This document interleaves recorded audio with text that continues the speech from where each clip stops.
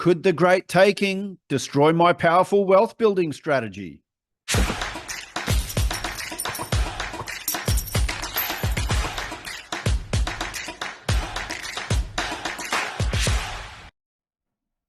So in my last video, read some comments, and some of the feedback that I've got from you guys say that this is a dumb strategy. Well, firstly, I totally disagree with you guys on that one, because Australia's most trusted financial advisor, Noah Whitaker, has been promoting this strategy his whole life, in his whole career.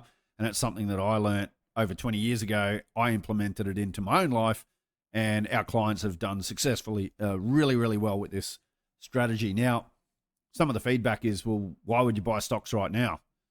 I thought I'd share a little interview that I recently did and some of the strategies that we're doing with clients right now. And you don't have to draw on that investment portion right now. If you think asset prices are overvalued, you can sit and wait. It's about getting this structure set up in the first place so that you can pull the trigger when you see an opportunity.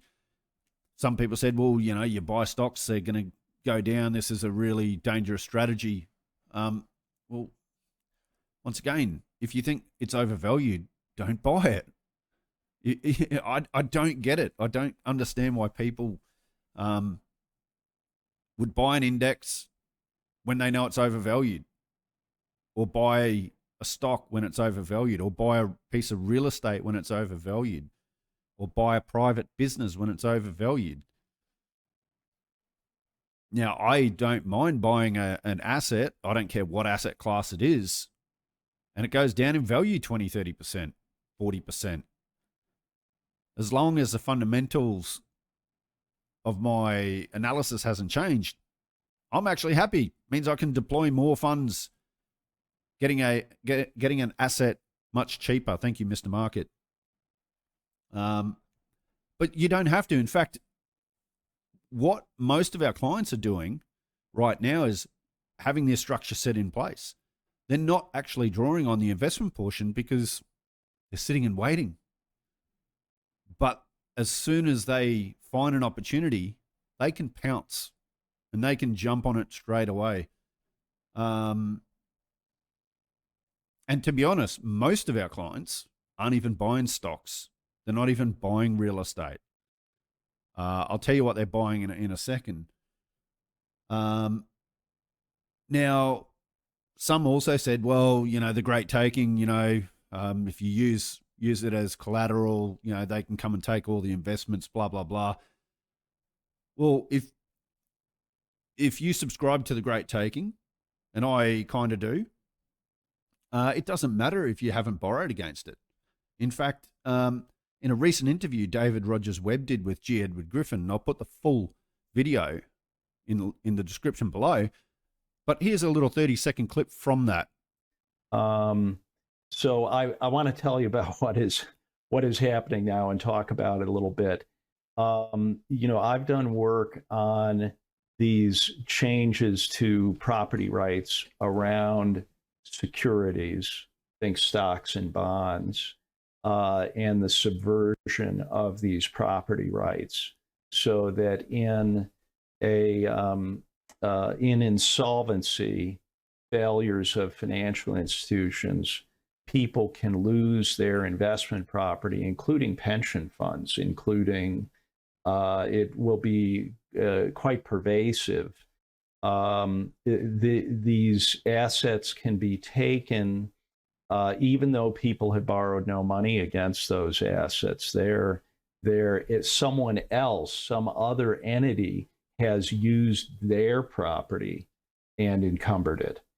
Okay, so there you go. It doesn't matter if you have not borrowed against something.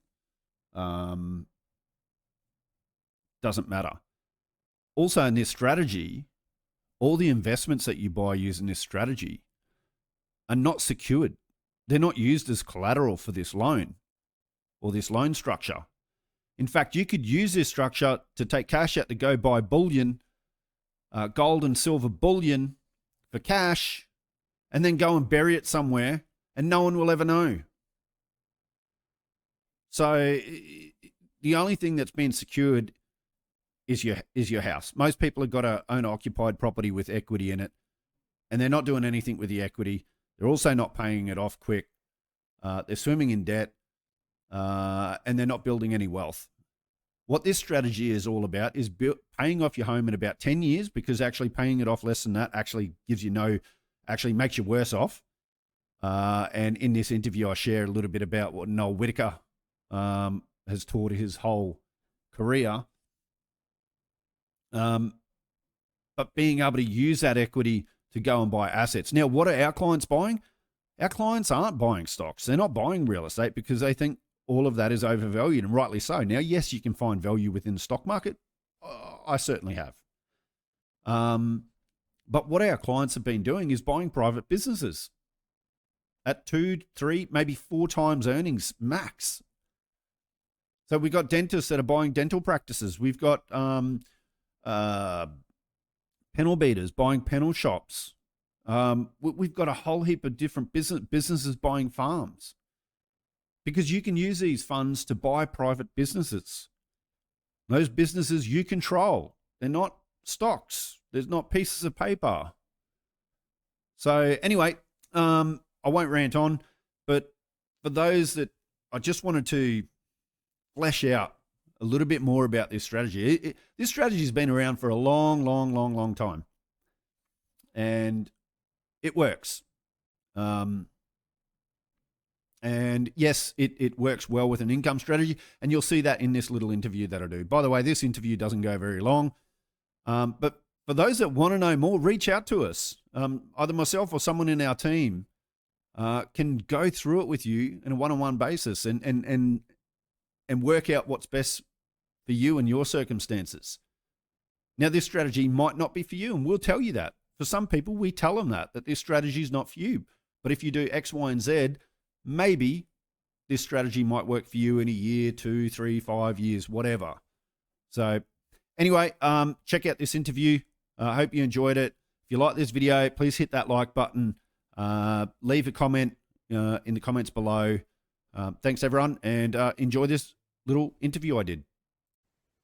Hey guys, we are back. Today we have Steve Andrews, founder and managing director of First Choice Finance Group, a boutique sub-aggregation business, to talk about debt recycling. Welcome, Steve. How are you going, mate? Yeah, good, Leighton. Thanks for having me. So I just wanted to ask a few questions. But firstly, can you explain to us what debt recycling is? Yeah, so look, the way I like to explain debt recycling really is you're just washing all your income and all your investment income through your home loan and then pulling it back out. So basically, let's say you have a $500,000 home loan. What you want to do is put all your income, all your investment income into the home loan as that draws down. So let's say it draws down $10,000. Then over here on the investment side, you draw that up $10,000 to go and buy more investments. And then the next month, income back in there, mortgage goes down, you pull the investment out over here and go and buy more investments. So debt recycling, you're just moving basically your non-tax deductible debt on your mortgage. You're paying that down while increasing your investment debt over here to go and buy assets. And obviously that investment debt is tax deductible. So that's debt recycling. Yeah, awesome. That's awesome. And from my understanding, the master limit is attached to the debt recycling. And what is the master limit exactly? Yeah, look, I like to think of the master limit as just your umbrella. So you've got this loan account or this loan limit with this umbrella, and underneath that umbrella, you can have up to 10 splits. Now, you might only have 2, you might have 3, you might have 5, depends on each individual circumstance. But to give you an example, let's say you've got a home and it's worth $1 million. Let's say you owe $500,000 on your home, on your mortgage. So you can actually have a master limit up to 80% of the value of your property. So you can have a master limit or that umbrella of $800,000. And then under that umbrella, you've got your $500,000 split for your home loan. And then you could have a $300,000 investment split, or it could be 3 $100,000 splits. It depends on the individual person. And so once again, as debt recycling happens, so you buy income producing assets, you put all your income and the investment income into the mortgage, that balance goes down. And because you've got that limit of 800,000, you can draw that back out on one of your investment splits, or you can create a new investment split. So basically, you're just washing all your income through the mortgage and then pulling it out in a tax-deductible investment split. Yeah, awesome. That's super interesting. And so what, like with this strategy, what type of person would suit the debt recycling strategy?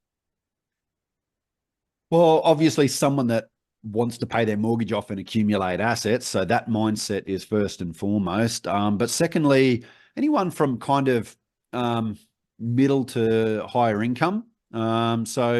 We've helped a lot of people that have been nurses, teachers, police officers. So probably from that income bracket up to the high income earners, because the more you can put into your mortgage, the quicker that goes down, the quicker you can pull out your investment portion to go and buy more assets. So I'd probably say from that kind of middle income to higher income type of person. Yeah, awesome. Yeah, nice. And is there a preferred investment approach with the debt recycling strategy? Yeah, look, so definitely an income strategy. So, 20 years ago, I learned this from Australia's most trusted financial advisor, Noel Whittaker, in his book, Money Made Simple. And he talks about basically how you want to pay your home loan off in about 10 years. There's actually no benefit paying it off sooner. Once you get to that 10-year mark, you're actually then better off having some debt borrowing to buy income producing assets and growth assets. Because by the time you get to retirement, you're going to have a lot more assets and a lot more income in retirement than if you just pay your home loan off to zero. So that's the equivalent of the debt recycling strategy. So definitely an income strategy. So whether you're buying an investment property with rental income, or buying stocks that pay high dividends, or maybe someone's more advanced and they rent out their shares using a covered call strategy, or maybe they buy bank bonds or high corporate bonds, high yield corporate bonds. So but predominantly an income investment strategy, because you want to take the income from the investment and put it into your home loan. That balance goes down, and then you draw back out on the investment side to go and buy more investments. So you're just trying to wash all the income through the mortgage, pull it out over here to accumulate more assets. Yeah, gotcha. That makes sense. And so why should someone think about getting a master limit and debt recycling strategy set up right now? Yeah, look, obviously, it's important to get it set up, even if you haven't yet got your investment strategy in place, because what you want to start doing is start paying your mortgage down. So that's one advantage. So just getting it set up right now, you can start paying down your mortgage while you're deciding what your investment strategy approach might be. Now, in terms of investment, you can buy property, shares. You can even buy private businesses. So if you're wanting to buy a panel beating business, you can use the funds to go buy a panel beating business. If you're an accountant and you want to buy another accounting practice, you can use those funds to do that. Or maybe a dentist wants to buy a dental practice. So you can buy a private business, you can buy a public business through the share market, or you can buy rental properties or bonds or whatever you like. So what we're saying though is get that set up, get that master limit set up. You don't have to draw upon that investment portion until you find an opportunity. But, let's say, the share market comes back a bit, or a property, falls to a price that you want to buy in at, or that business becomes available for sale. Well, having that structure in place, that master limit in place, it means that you can pull the trigger on that investment, and you don't have to go through the process of refinancing, getting it, that structure put in place, which could take a month or more to get put in place, especially if you're discharging another bank. So getting it put in place is important. You can start paying your mortgage down. You don't have to draw on that investment debt straight away until you find the right opportunity. So it's definitely best to get that structure, that master limit set up straight away. Yeah, awesome. And so what does First Choice Finance Group provide clients with a debt recycling strategy, and what are the costs involved? Yeah, look, so we're finance brokers. We're not financial advisors, so we don't give financial advice. Look, I am an Austrian economic analyst. I have studied a postgrad in applied economics, and I have an asset management business. So as an asset manager, I accumulate assets. Like I said, when I first heard this strategy 20 years ago from Noel Whitaker and others, I've used it to obviously, benefit myself. But we've also seen clients over the years where this strategy has really benefited them. They paid their mortgage down while accumulating assets. And, so for us as finance brokers, we just want to educate. So we want to put out education out there, teach people, empower people how they can pay their mortgage off sooner while accumulating assets at the same time. And this is a great strategy to do that. And so, even though we don't give financial advice, look, there's some great resources out there for people. I absolutely recommend Noel Whitaker's book, Money Made Simple. Also, Top Stocks. I work with some fund managers. I actually have a YouTube channel, Finance Uncut, with 17,000 subscribers. It's a macroeconomic channel. Yeah. And so I work with a lot of fund managers, and I know that they buy that book, Top Stocks, each year, and they find some opportunities from that book. So these are things that we definitely recommend clients get hold of. We've got a whole bunch of resources that we give clients, but really we just provide that broking service. So we'll get that master limit set up. We'll get the finance structure in place so that they're ready to go and make those investment decisions. We can talk about their investment approach, but we can't give them that financial advice. But as for our service, it's free. We don't charge a fee for this. The only costs involved would be refinancing, restructuring. So whatever the lender's costs are, an application fee or a discharge fee, valuation fee, etc. That's really it. Yeah, nice. Awesome.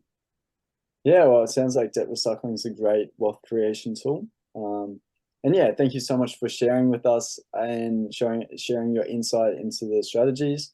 And I'm sure we'll see you soon. And yeah, thank you so much. Yeah, not a problem. It was see fun. you in the office. See you soon. Bye. Yeah, sounds good. Thanks, Steve. Bye.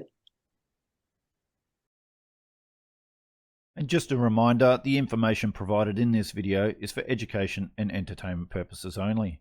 Nothing on this channel constitutes as financial advice.